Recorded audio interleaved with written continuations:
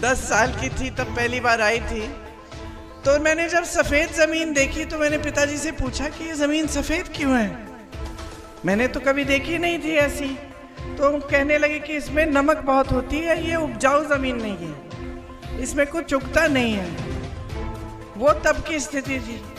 और आज जहाँ जहाँ जाएं आपको अमेठी में हरियाली दिखती है। तो जो नौजवान हैं उनको ये बात मालूम नहीं है कि यहाँ ऊसर सुधार की कितनी बड़ी योजना मेरे पिताजी लाए थे। 2 योजनाएं लाए थे, एक ऊसर सुधार के लिए और एक सिंचाई के लिए।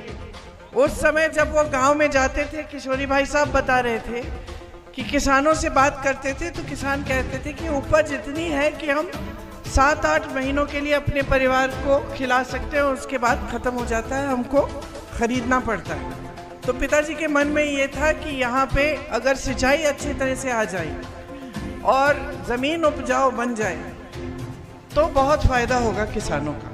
तो सबसे पहले काम तो उन्होंने यही किए। उसके बाद उन्होंने विकास के कार्य किए, बड़े बड़े उद्योग खुलवाए, यहाँ BHEL, HAL, बड़ा अस्पताल खुलवाया, संजय गांधी अस्पताल, और ऐसे तमाम काम किए। आज जो सड़कें अमेठी को बाकी देश से जोड़ती हैं, जो बड़ी बड़ी हाईवे हैं, ये भी सोनिया जी के कार्यकाल में बनी और राहुल जी के कार्यकाल में बनी। तो यहाँ पे जितना विकास हुआ, आपने देखा कि अगर निष्ठा से कोई काम करता है, नियत सही होती है तो नीति भी सही होती है, विकास अच्छी तरह से होता है। और आपने यहाँ स्थापना की थी इस राजनीति की कि यहाँ बड़े से बड़े पद पर आसीन देश के प्रधानमंत्री आ सकते थे। बहनों, आपके गांव जब आते थे आपसे अच्छी खासी डांट खाते थे।